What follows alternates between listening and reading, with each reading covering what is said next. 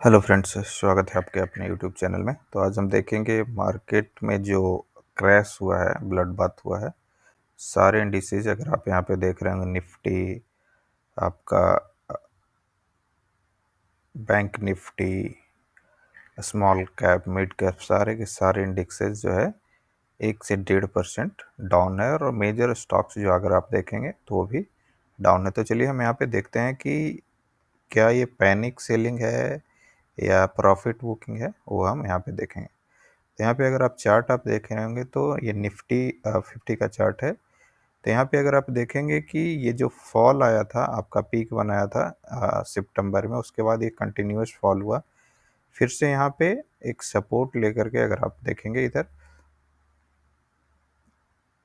यहाँ पे एक स्ट्रॉन्ग सपोर्ट है, वो है आपका 22,000 से 23,000 के बीच, ठीक है। और उसके बाद ये वापस हुआ और एक चैनल में ये रन करता है। यहाँ पे आप देख रहे हैं तो लगभग 1,000 पॉइंट्स का ये रेंज बना करके ऊपर नीचे जा रहा है। और सेम यहाँ पे आया है और फिर से यहाँ पे रेजिस्टेंस फेस किया है, जो कि आपका है 25,200 से 300 के आसपास, ठीक है। तो यहाँ पे अगर आप देखेंगे कि चांसेज है कि यहाँ पे कुछ कंसोलिडेट करे, उसके बाद ऊपर जाए या नीचे जाए, ये पर्सनल व्यू है, ठीक है। लेकिन अगर आप यहाँ पे देखिएगा कि एक जो शार्प रैली हुई है लगभग 3,000 पॉइंट्स की, और वो भी 6 मार्च से लेकर के, और यहाँ पे अगर आप देखेंगे तो अभी मई जून, तो 3 महीने में लगभग जो है यहाँ पे 3,000 पॉइंट्स का रैली हुआ है, जो कि काफ़ी शार्प रैली है। यही कारण है कि प्रॉफिट बुकिंग और फॉल्स देखने को मिल रहा है। साथ ही अगर मार्केट कंडीशंस जो अगर आप देखेंगे, जो ट्रंप के साथ टैरिफ का डिस्कशन चल रहा है, तो वहाँ का रेट कट जो है उसका भी थोड़ा सा मार्केट वेट कर रहा है, और इसीलिए यहाँ पे फॉल आया है। तो पैनिक होने का नहीं है, अगर ये टाइम है अच्छे स्टॉक्स एक्युमुलेट करने का। अगर आप म्यूचुअल फंड्स में इन्वेस्ट कर रहे हैं तो क्वालिटी जो म्यूचुअल फंड्स हैं लार्ज कैप्स के या मल्टी एसेट्स के, मल्टी कैप के, वहाँ पे अभी आपको सीप में ज़्यादा से ज़्यादा यूनिट्स एकोमोडेट करने का ज़रूरत है, ताकि जब मार्केट से बाउंस करे तो वही आपको अच्छा रिटर्न देगा। वहीं अगर आप देखेंगे यहाँ पे निफ्टी मिड कैप का देखिए, तो मिड कैप भी अगर आप देखेंगे तो काफ़ी रैली सेम किया है, और ये भी यहाँ पे चैनल में ही रन कर रहा है, ठीक है। निफ्टी का भी अगर आप यहाँ पे देखेंगे तो एक चैनल में यहाँ से मूवमेंट हो रहा है। 1 मिनट,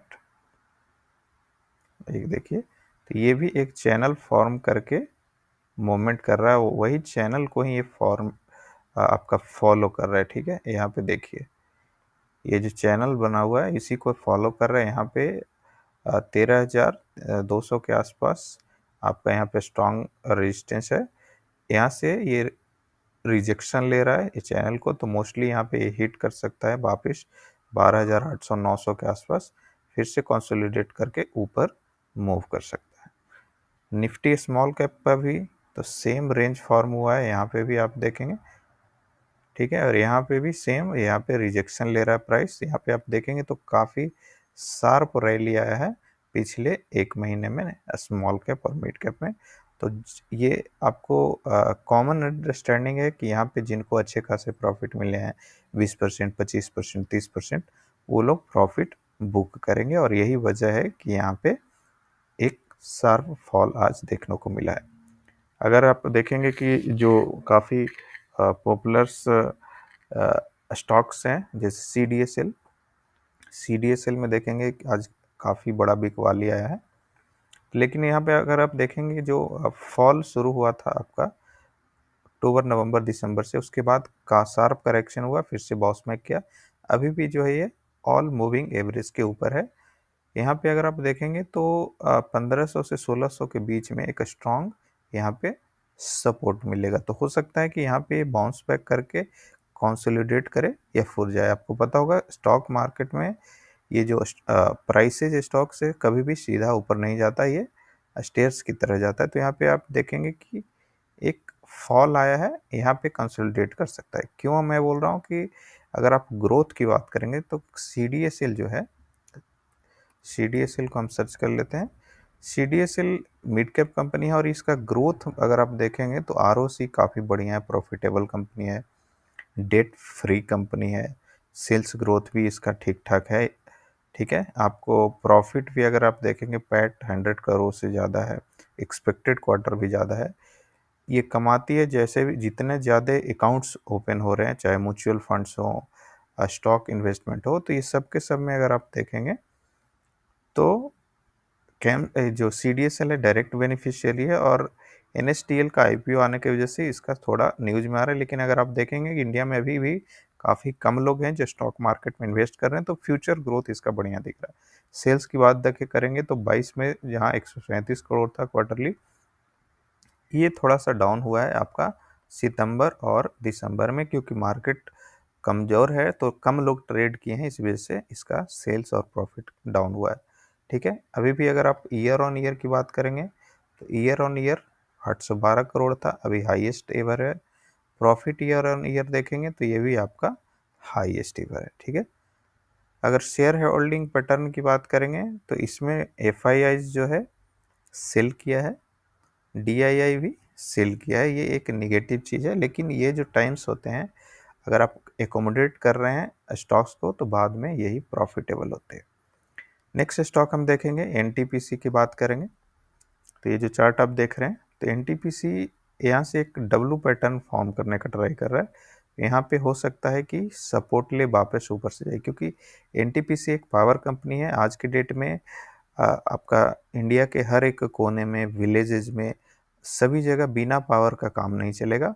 तो ये एक फ्यूचर में एक नेसेसिटी है कि आप बिना पावर के रह ही नहीं सकते। आपको AC चाहिए, कूलर चाहिए, फ्रिज चाहिए, सारी चीज़ों के लिए पावर चाहिए होता। तो NTPC इस हिसाब से एक बढ़िया स्टॉक है। अगर इसका फंडामेंटल देखेंगे तो कभी भी जो मार्केट करेक्शंस होता है वो एक्चुअली अच्छे स्टॉक्स को एकोमोडेट करने का टाइम होता है। इसका जहाँ देख रहे हैं 1 साल का 22,000 करोड़ प्रॉफिट है इसका। ठीक है, अभी 333 है, हाई लगाया है 448, लार्ज कैप की कंपनी है। इसका अगर आप देखते हैं क्वार्टरली रिजल्ट में भी अगर आप देखेंगे सेल्स जो है 49,000 करोड़ हाईएस्ट एवर है। ठीक है, तो जब हाईएस्ट एवर प्रॉफिट है तो प्राइस करेक्शन प्रॉफिट बुकिंग होगा। ठीक है, ना कि वहाँ पे कुछ प्रॉब्लम है। यहाँ पे नेट प्रॉफिट भी देखेंगे तो भी 7,800 करोड़ हाईएस्ट एवर है। ईयर ऑन ईयर अगर आप देखेंगे तो सेल्स हाईएस्ट एवर है। ठीक है, प्रॉफिट हाईएस्ट एवर है। इसका रिजर्व भी कंपनी के पास काफ़ी अच्छा खासा है। ठीक है, और अगर आप देखेंगे इसमें शेयर होल्डिंग पैटर्न प्रोमोटर 51 से ज़्यादा है। FII ने थोड़ा डिक्रीज किया है, लेकिन उसको खरीदा कौन है तो DII ने खरीदा है। आप देख रहे हैं कि पिछले 3 क्वार्टर से लगातार NTPC में DII की बाइंग हो रही है। और DII में कौन कौन से अगर आप देखना है कि प्लान है तो LIC खरीद रहा है, ICICI का वैल्यू डिस्कवरी इसमें 5.7% है, इक्विटी एंड डेट ने इसमें खरीदारी किया है, आपका ऑप्स एक्सचेंज का है, तो म्यूचुअल फंड्स इसमें इन्वेस्ट कर रहे हैं। ठीक है, तो इस हिसाब से एक हो सकता है कि शॉर्ट टर्म में करेक्शन आए, बट लॉन्ग टर्म व्यू अगर पूछेंगे, अगेन ये मेरा पर्सनल है, कोई रिकमेंडेशन नहीं है, तो ये एक अच्छा ही स्टॉक है। और अगर आप यहाँ से भी देखें थोड़ा सा, अगर मान लीजिए करेक्ट हो रहा है इस तरह से, तो अभी भी अगर ऑल टाइम हाई के पास भी आता जाता है तो इसमें 30 से 40% अपसाइड का पोटेंशियल यहाँ पे है। नेक्स्ट देखते हैं कैम्स। ठीक है, कैम्स म्यूचुअल फंड मैनेज करती है। म्यूचुअल फंड अगर आप न्यूज़ देख रहे हैं तो हर महीने म्यूचुअल फंड में 26,000 25,000 करोड़ आ रहे हैं। तो एट द एंड कहीं ना कहीं ये कैम्प्स के लिए बेनिफिशियल है। और जिनको लॉन्ग टर्म प्ले करना है, यहाँ पे आप देखेंगे कि जब फॉल आया है दिसंबर से तो अच्छा खासा ये करेक्ट हुआ है, 5200 से लेकर के आपका 3100 तक आया, फिर से ये अप मूव हुआ है। आज थोड़ा सा सेलिंग प्रेशर दिखा है। ठीक है, ये वापस से यहाँ पे सपोर्ट लेकर के कंसोलिडेट होकर ऊपर जाने का चांसेस है, क्योंकि कैम्प्स को अगर आप देखेंगे ये भी अच्छी कंपनी है, CAMS कैम्प्स। म्यूचुअल फंड देखिए AMC जो है इसको कंट्रोल करती है। अभी जियो काफ़ी म्यूचुअल फंड लॉन्च करने वाला है। जियो आपको पता है हर घर तक पहुंचा हुआ है, और उसका जो म्यूचुअल फंड प्रोडक्ट होगा हो सकता है कि एक आप बोल सकते हैं एक एक तहलका मचाने वाला सीन होगा। हर एक बंदा म्यूचुअल फंड से जुड़ेगा जियो के एडवर्टाइजमेंट और उसके रीच के थ्रू। स्कैम्स का देखिए, आपका सेल्स की बात करेंगे 336 हाईएस्ट से बस थोड़ा सा कम है। प्रॉफिट अगर देखेंगे तो वो भी 106 करोड़ है, कुछ खास प्रॉब्लम नहीं है। ईयर ऑन ईयर सेल्स अगर देखेंगे तो ये भी आपका हाईएस्ट एवर है, ठीक है। शेयर होल्डिंग पैटर्न अगर देखिए इसका, तो यहाँ पे थोड़ा सा सेल किया हुआ है एफआईआई और डीआईआई ने, ठीक है। तो ये हो सकता है कि आपका कंसोलिडेट करे। नेक्स्ट देखते हैं बीएसई बॉम्बे स्टॉक एक्सचेंज। तो ये हमारा पहले का है, हमारा था कि ये ब्रेक करने के बाद ऊपर जाएगा। तो ब्रेक करने के बाद 1900 से 2700 रनअप किया है, तो काफ़ी शार्प रैली हुआ है यहाँ से, और यहाँ पे प्रॉफिट बुकिंग आ रही, तो हो सकता है इसके आसपास एक बार फिर से ये सपोर्ट ले और उसके बाद ऊपर जाए। तो ये अकोमोडेशन इमीडिएट शॉर्ट टर्म में हो सकता है 5% 10% करेक्शन आए। यहाँ पे अगर आप देख रहे हैं, ये यहाँ पे ये हो सकता है इस लेवल पे थोड़ा रीटेस्ट करे 10% 20%। ट्रेंड देखेंगे टाटा का, तो ये भी काफ़ी बेहतरीन रिटेल कंपनी है।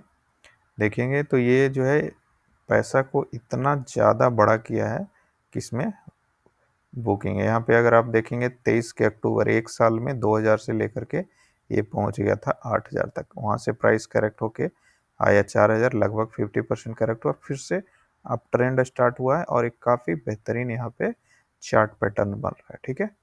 तो ट्रेंड का अगर हम फंडामेंटल देखेंगे, पहला तो ये टाटा की कंपनी है, मार्केट कैप लगभग 2 लाख करोड़ की है, प्लेस्ड नहीं है, debt to equity less than 0.5 है, आरओई आरओसी 30 से ऊपर है, जो कि काफ़ी अच्छी है। करेक्ट हुआ है इसमें का देखिए, 5 साल का कैगर 74, सेल्स ग्रोथ 10 साल का 21 है, काफ़ी बढ़िया कंपनी है ये। अगर इसका सेल्स की बात करेंगे, सेल्स जो है हाईएस्ट एवर से थोड़ा सा कम है, 500 करोड़ कम है मार्च क्वार्टर में, लेकिन अगर मार्च टू मार्च अगर आप देखेंगे तो ये काफ़ी इंक्रीज हुआ है, ठीक है। तो अगर क्वार्टर ऑन क्वार्टर देखेंगे तब भी ये अच्छी है। प्रॉफिट की बात करेंगे, ये भी 300 करोड़ से ज़्यादा, थोड़ा प्रॉफिट कम हुआ है पिछले क्वार्टर के कंपैरिजन में। अगर ईयर ऑन ईयर देखेंगे तो ये हाईएस्ट एवर है, पिछले साल 1200 करोड़ था, इस वर्ष 1700 करोड़ है। प्रॉफिट अगर आप देखेंगे तो अगेन 14 करोड़ 100 करोड़ से 1500 करोड़ इंक्रीज हुआ है। एफआईआई डीआई इसकी होल्डिंग देखेंगे तो डीआईआई ने इसमें बाइंग की है, ठीक है। इस बार जब करेक्शन आया है तो आप देख रहे हैं डीआई लगभग 2% बाइंग किया है, तो जहां एफआईआई सेल है वो सेम डीआईआई ने बाई कर दिया है, रिटेल के पास नहीं किया है। डीआईआई में देखेंगे तो म्यूचुअल फंड्स मोतीलाल ओसवाल का मिड कैप में इसका इन्वेस्टमेंट है, ठीक है। उसने यहाँ पे थोड़ा सा स्टेक कम किया है, फिर यहाँ पे बाई किया हुआ है आपका फिर निफ्टी 50 ETFs में है, फ्लेक्सी कैप में है यूटीआई का जिसने बाई किया है। तो अगेन ये भी काफ़ी बेहतरीन स्टॉक है। तो पैनिक के टाइम में अगर आपको 6 महीना 1 साल का भी हुआ है तो रियली अगेन कोई रिकमेंडेशन नहीं है, मेरा पर्सनल व्यू है कि this is time to accommodate not sell the share, ठीक है।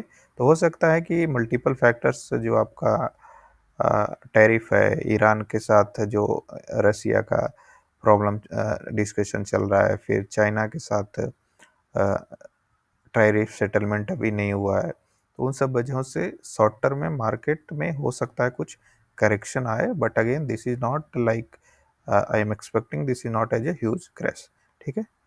तो वीडियो कैसा लगा आप कमेंट करके बताइएगा। मार्केट अपडेट रेगुलरली आपको चाहिए तो हमें कमेंट करके बताइए। चैनल पर नए हैं तो सब्सक्राइब जरूर कर लीजिएगा। Thank you.